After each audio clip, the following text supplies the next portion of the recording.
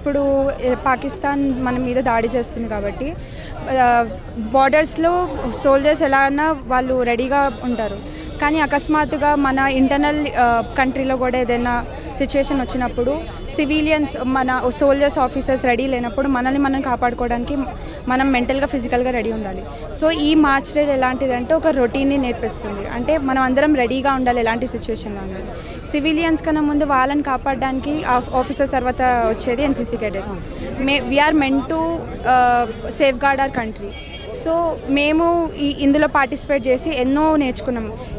ఎలాంటి ఇంజురీని ఎలా కాపాడితే ఎలా ఫేస్ చేస్తే వాళ్ళని సేఫ్ జోన్కి తీసుకెళ్ళచ్చు అనేది చాలా నేర్చుకున్నాము.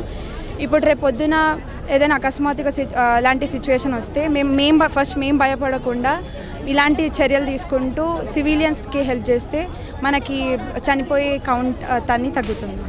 అంటే మామూలుగా ఎట్లాంటి టైంలో మీరు ముందుకు వస్తుంటారు అనుకోవచ్చు? మేము ఎక్కడైతే ఆఫీసర్స్ లేని అబ్సెన్స్లో ఎన్సీసీ క్యాడెట్స్ ఫస్ట్ ఉంటాము. మేము ఇండియాని సర్వ్ చేయడానికి ఇలాంటి ఆర్గనైజేషన్స్లో జాయిన్ అవుతాము యంగ్ ఏజ్లో.